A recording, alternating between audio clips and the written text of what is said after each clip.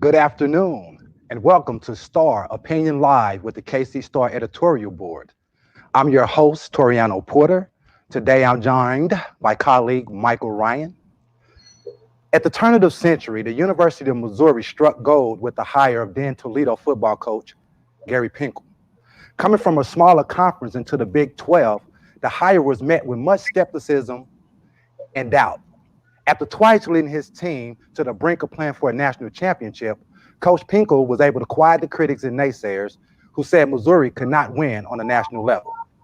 Today, we are honored to welcome to the show not only the most successful football coach in the history of Toledo, but Missouri's all-time leaders in wins, former head coach, author, and founder of GP Made, Gary Pinkel. Coach P, welcome. Thank you very much. I'm happy to be here. Coach, you're looking good. You've been out in the sun doing golfing. Tell us a little bit about your recent golf tournament for GP Made. Well, we started the foundation 2 years ago. This is actually the second tournament that we had this year. We're about a year and a half old right now.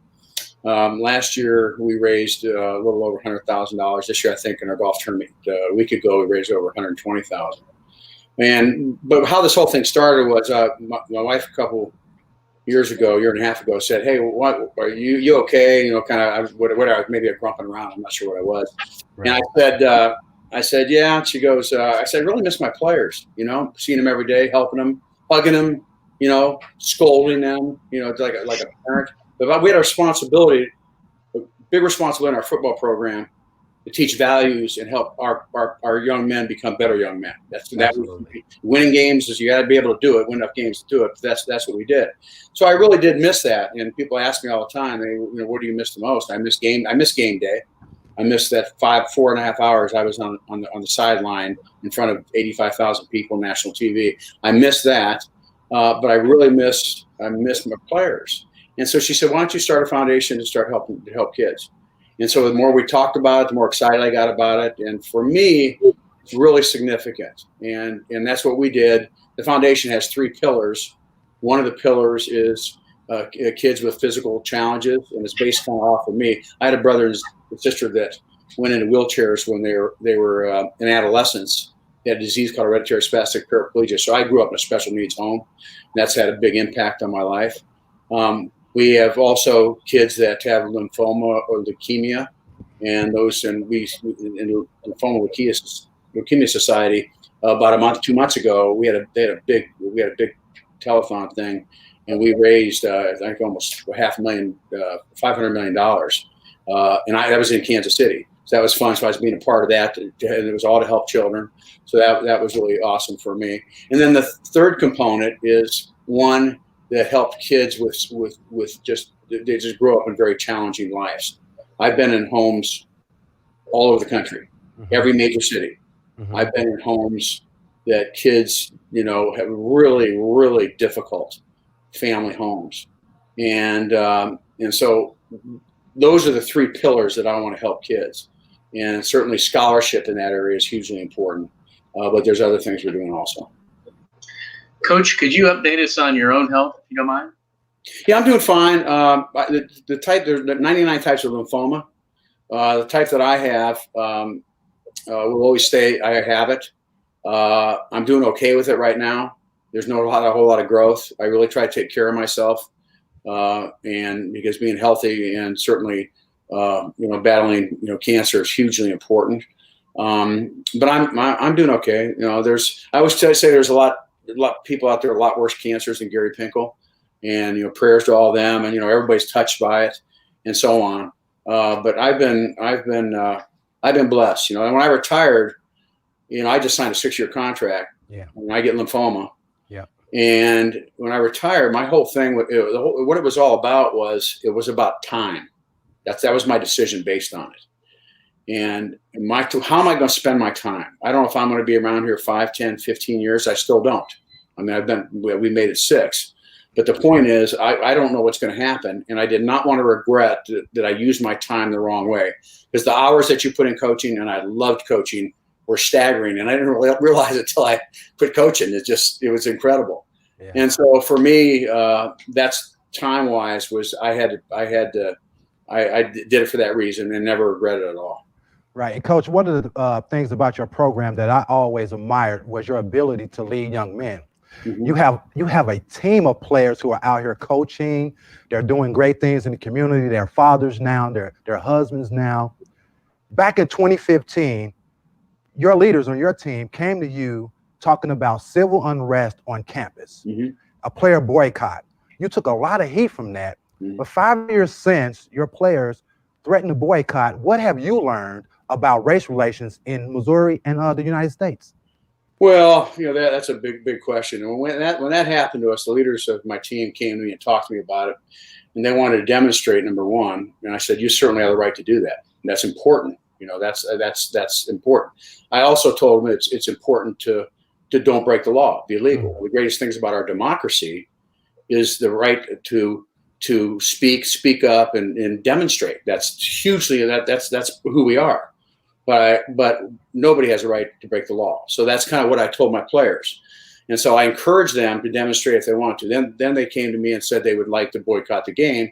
And the big thing I just said to them there is, I can't support that because, our football team's involved. But there's social injustice. I mean, there's no question about it. I know that. One of the great things is I've got so many great players that I've been around, I love, and I hug, and all that other. It's so important to me.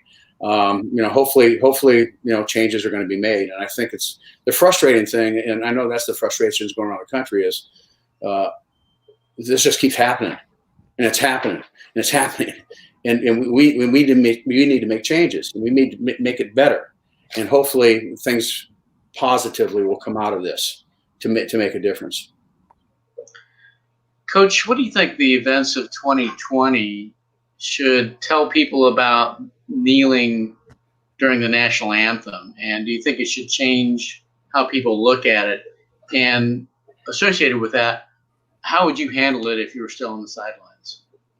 Well, first of all, we didn't have to deal with that, though. That was not in college football. That didn't really come up because you did it all before.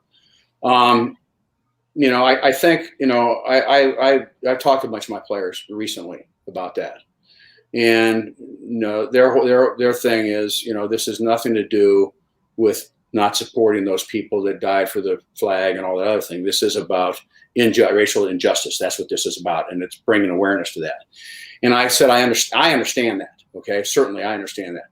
My father, and this is how I answer this because it's the truth. My dad served World War II, Guam, and he was a good man, and he was a great father. I was very fortunate to have great parents.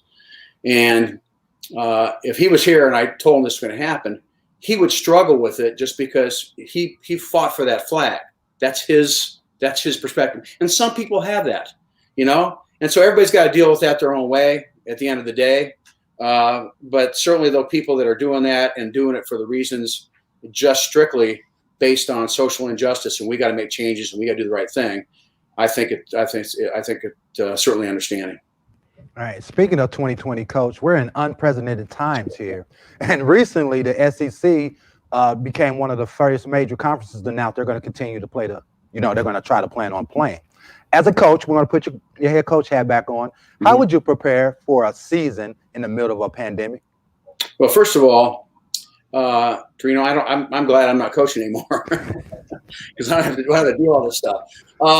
It's very problematic. Things change daily. I think that's one of the things you do with your players. You just tell them that there's a lot of things that can happen. I know they're very organized in how they're going to plan. They have plans for absolutely everything that's going to happen within the league and every individual team. It's going to be interesting to see where it goes. I mean, campuses are full now with people. Your students go to class. There's a lot of, we have no idea what's going to happen. I certainly would hope the kids can play because they work so very, very hard, not only in football, but other sports also. They work so very, very hard and to give them an opportunity to try to make it work. And I think the SEC, the thing that I thought that Greg Sankey did that was really good is they're going to give this a try. They're going to give it a try. They could just say, close the doors, it's done, move on. And if other people feel that way, that's fine. But at the end of the day, I think, they're going to try to do everything, and certainly making sure you take care of the health of everybody, number one priority. We all know that. But they said, let's just close the door here. Let's just give this a try to see if we can make it work. And I think the players appreciate that. I think everybody appreciates it. And certainly we'll have to see how it works out. I used to live in Georgia, Coach, and so I know firsthand that football is a religious liberty issue in the SEC. I'm wondering, there's a theory out there that players might even be safer from COVID in the protective cocoon of a football program and the supervision of the coaches and everything. What do you think of that theory? Well, that theory a little bit is based on this. So you got 115 players on the team. You got doctors, surgeons, trainers, people they're with you every minute of every day, trying to help and make sure anything that happens, they got answers to take care of and do the right things. And then you got, on most campuses around the country, you got 30,000 students all coming from all parts of the country and bringing them together to try and make it work.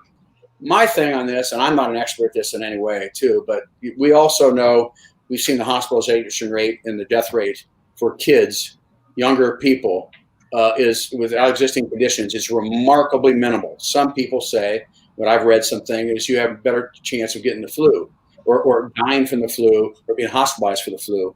And I think, every life's important. I'm not saying that. But at the end of the day, after you got the flu, you'd stay home till it's done, it's over. Then you go back and do what you do. And some people think that, that you get this, you're going to be taken care of, do the right thing. And a lot of these kids don't even know they have it. So that's kind of where I'm at with the whole thing. And I just try to read information, and hopefully they'll do the right things to do it. And hopefully universities will do well out of this too. Time's going to tell in the next couple of weeks. It's going to see what happens. Right. Two-parter for you, Coach. One, when you left Toledo, what made you come to Missouri? Because I understand you felt like Mizzou was a sleeping giant. And B, what made you want to sign up for the SEC? Wow. Okay. That's I honestly, I stayed at the University of Toledo. I offered job opportunities before, but I stayed there because I wanted all three of my kids to graduate from the same high school. So I was offered a couple of jobs, but I was at Toledo 10 years, and we had a pretty good run there. And then I ended up, and then this opened up. I also heard from many people over the years about Missouri. You got Kansas City, St. Louis. You got big areas, Central Missouri's population too, and you're dealing with that situation. And try it. So I went and interviewed Mike Alden, and Mike Alden and I, we had really a good connection a little bit. When I was offensive coordinator at the University of Washington, that's where I was before. I was there 12 years with Don James. But Mike Alden was learning to become an athletic director at Arizona State. So that we kind of had a connection there. And I don't think I'd have come here if it wasn't for him, because I told him how difficult this was going to be to turn it around. Yeah. I told this is going to be remarkably difficult. And Toriano, it was honestly, it was more difficult than I even thought it was going to be. Wow. We had 2 winning seasons in 17 years, so you got to change a culture. Yeah. When you change a culture, it takes a long time, and I love those guys. Justin Gage, who was part of that group, I saw him the other day. I love those guys that stuck with us through those 4 years, because then the next 11 years we went to 9 bowls, 5 divisional championships, had a high graduation rate. And the other thing I got to say, I think this is really important to know. We talked about education and kids that come from difficult situations, and to be able to change a generation of family. And this is one thing that I told my coaches this every year, and they know it, and it was an emphasis in our program. So we bring a young man, and nobody in his family has ever graduated from college. You bring a young man in here, he earns his degree at the University of Missouri. He marries a gal here that he meets here. She has her degree. And then they have children, and their children get their degree. And you change a generation of family. And I get chills talking about it. Absolutely. That's the responsibility that we had. That's why players get mad at me when I made them run the next day because they didn't go to the study table. They had to go to class. They had to be accountable. See them mature and are really good young men. But at the end of the day, scholarship, that's hugely important, scholarships that we're giving out. We're giving out 16 renewable scholarships in St. Louis, our foundation in St. Louis, this year, 2020, and it's a reoccurring one if you hit your GPA goals and your hours goals. We got 6 in Kansas City, and we got half a dozen here. So our goal is to have like 50 in the state of Missouri going. Try to do something about this, and the number one priority is based on need. That's the number one priority here. And so anyway, I had to expand into that because those are responsibilities that we have when I was coaching. Right. A personal anecdote real quick, Michael. Coach, I have to agree with you. My mom and dad were high school dropouts. I was fortunate to get a football scholarship to the University of Central Missouri. Of course, I wasn't good enough to play Mizzou. Awesome. Everyone can play D1 ball, right? Yeah. But I went where I was wanted, got a great education. I played a couple of years. I'm sitting here talking to you, and I have a son who's 21 years old now, who's at Rockhurst University. So when you said that it gave me chills as well, because I can see that how you change generational curses or generational histories. Yeah. And so I applaud you for that. I just wanted to put that personal anecdote in there. Yeah. Thank you. I played at Kent State University, and a guy named Nick Saban I played with, and a guy named Jack Lambert. You're probably too young to know Jack. Come on, Coach. I know Jack Lambert from the Steelers. Come on, man. Matter of fact, one of your former players is an outside linebackers coach at Pittsburgh Steelers right now, Denzel Martin. Yeah, that's right. How great is that for you? Yeah, Coach? I got guys all right. I love my players. This is the great thing about your job. You have this relationship with your players. And at times they weren't probably very favorable about me because of things I made them be responsible and accountable for. But at the end of the day, I see them on my golf tournament the other day. I had 6 players here, and I was hugging them, and it's one of the greatest experiences you can ever have. I feel very blessed to be called coach. Well, I played touch football. Now that's a sport. That's a man's sport. Coach, back on COVID and to play or not to play, there's a lot of concern out there that the decision might be influenced by money as opposed to player health. And I'm wondering how you would address that, and if that would be haunting you if you were in the position of making that decision. Well, I think that's a leadership. That's a leadership question. You know, it's really easy to shut it all down. Let's send everybody home. Let's do it online. It's real easy to do that. I know Greg Sankey. He's our commissioner. I don't know the commissioners in the other couple of leagues that are playing in the Big Ten and the Big 12, but he will never do anything ever for money. They won't do that. The players. I mean, these are men of high character. Certainly, the money is hugely important all across the country. We're talking about this, but it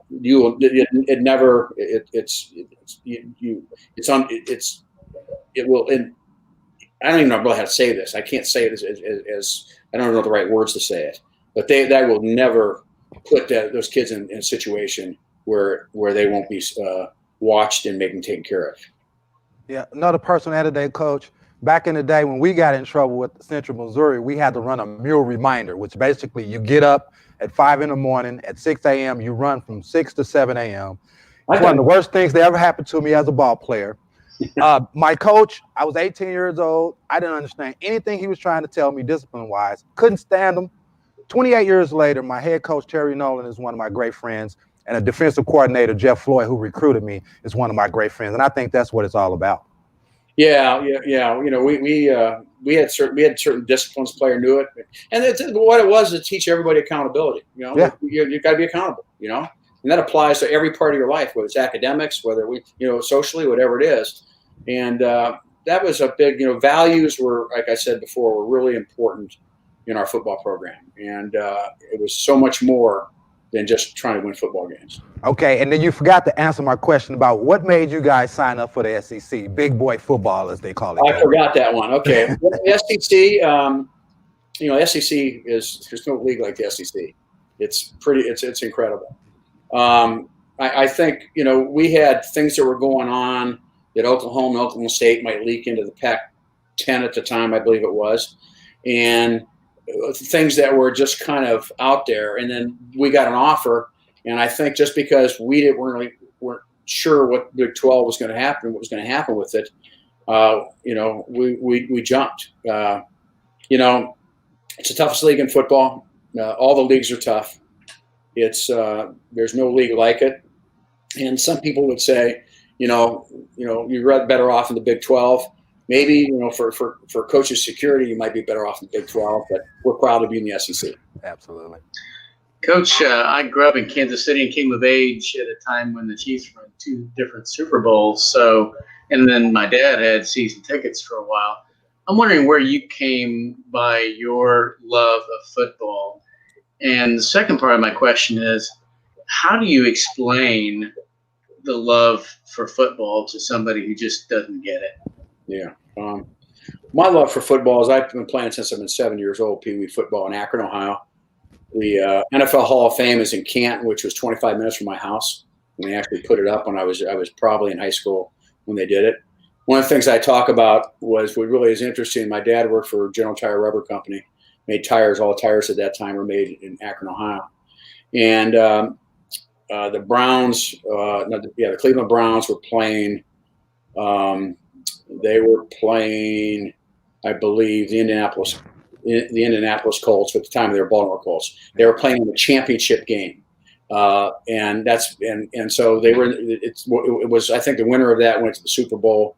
I think I'm not positive, but I was at the time. I'm gonna say I was 14 or 15 years old, and my dad couldn't afford tickets. But all of a sudden, the guy he works with had tickets, and he got sick, and so my dad and I get to go to the game. So we're late to the game, and outside the stadium at Cleveland Stadium, we're walking up kind of quick, and it's so different now because there was nobody around on the outside. Now there's zillions of people, even that aren't in the stadium. They're outside, and all of a sudden this limousine pulls up, and this guy gets out on with this little fur Russian, I call it a Russian hat on his head, and I looked at my dad and I said, "Dad, that's Vince Lombardi," and my dad looked at me and says, "Yes, it is." And so I just kind of looked in awe at him, and he walked right over to me.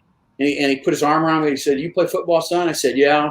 And we started talking. And he started talking to me about, you're going to go to college someday and all that other thing. And, I get chills on it because who would ever think that I would become a coach and have that experience? So, for me, that was pretty important stuff. What was your second question, Ann? How do you explain your love of the game to somebody who just doesn't get it? I think most people get it, though. It's crazy. I'll tell you, when I quit coaching, when you're a coach, you focus on yourself. You sort of focus on your next opponent. Yeah. You don't understand what's going on in your league. But at the end of the day, you live in a box for 4 months. And when I quit coaching, I could not believe from the 1st of September through the middle of January and actually February with the Super Bowl, I had no idea how our country embraces football, high school, college, NFL. I said I had no idea it was like this. That sounds crazy, but in your world, in your little tunnel, you focus on what you need to do to win games. I love football. I mean, I obviously I've been very fortunate to be a part of it, and I remember my wife. She had a bunch of friends. Our first game that I didn't coach, I'd never coached for 38 years. We played at West Virginia. That was the first game. And I was here, and I was sitting out on our patio outside our house. My wife brought some of her friends over, and she brings out a little headset, a little visor, and a little headset, and she cut the cord. So she goes, "Put this on, you'll feel like home." Okay. So anyway, it was kind of cool. But, hey, Coach, anyway, I hated that West Virginia game. I felt like we should have won that. That would have got off to a great start, man. I hated that game. Yeah. You mentioned you're from Akron, Ohio. Yeah. Another famous athlete from Akron, Ohio is LeBron James. Yes. What is your response? I always tell people the two of the greatest athletes out of Akron, Ohio are Gary Pinkel and LeBron James. Absolutely. Absolutely. Yeah. We're honored to have you. But what are you saying to the critics who tell LeBron James to shut up and dribble or stick to sports? I think what's happening right now, it's a little bit different than it has been in the past. But I think people want to make a difference. That's our foundation. GP made is make a difference every day, an acronym for make a difference every day. And that's why I started helping kids again, because I wanted to make a difference. And I think what some people feel them personally to do, I think that's the way LeBron feels. He wants to voice his opinion because he wants to help change. And so that's certainly his right to do that. And, I certainly respect him. Coach, what is the book on leadership that you would write, and what did you learn? What did you take from football for that? Well, I think one good thing you took from football is, in football, it's discipline, it's attention to detail, it's great work ethic, it's being a great teammate. There's a lot of things. And I'm talking about. There's a lot of things you get out of football, and we taught leadership from day one. And what we did is how, as it went, how with the importance of leadership, how we did it was we had our once we got going, I would meet with the seniors every year and we would do a lot of leadership things. But when they come in as freshmen, the current seniors have classes 4 or 5 weeks in a row for 40 minutes, and they teach leadership to the freshmen. This is what's being a leader. Now, you can lead by example now, because that's all we want you to do. But by at the end of the day, that's watching everybody, what everybody does, and you do it. And then as we got going, we would keep developing their leadership skills. And that applied to all of them. And so, leadership is remarkably important. We taught it, and it's, I think that's something that is a difference maker in building a program or organization. Absolutely. Coach, twice you played for a national championship here at Mizzou. You actually won one as an offensive coordinator at Washington, if I'm not mistaken. Was that after the 90 season, I want to say? Yeah, that was my first year at Toledo, though. So. Oh, dad, you did you get a ring? Yeah. Coach James sent me a ring, so I got it. Great. That's great. Yeah. So twice at Mizzou, you were one game away from playing for a national championship. I hate to play the what if game, but do you have any thoughts what you could have done different to bring one of those home? Yeah, you look back at your opportunities that you had. I think you don't remember too many of your victories, but you do remember, games. And for me, we had a chance to, and I just didn't feel, I always honestly evaluate myself. I just think I could have done a better job. That's just me. That's what I'm going to do. I'm going to sit there and say, well, they were great teams. We played 2 great teams. Right. And, we got outscored against Auburn, the first one. Yeah. When we played Alabama. So it was a great honor to make it that far, both those years. I think we went up 3rd and 4th 2 different times in the country. But I think you always reflect back on games that you lost. And, I wish I could have won one of those. So I'm going to pass that on to Coach Eli Drinkwitz, so he can do that now. So he can take that next step. Absolutely. Speaking of honor, Coach, this has been a pleasure and an honor. I know I speak on behalf of Michael Ryan, the editorial board, every Mizzou fan across the nation. Thank you for joining us. We wish you nothing but health and prosperity as you go on to fight this battle against cancer. Keep doing what you're doing with the GP May Foundation. Again, you're molding young leaders out here, and that's important. Your legacy is intact. Thank you for joining us. Well, I'm certainly honored, and God bless you guys. Absolutely. Absolutely. And we want to say thank you out there for joining Star Opinion Live with Michael Ryan. I'm Toriano Porter, Gary Pinkel. Have a great afternoon.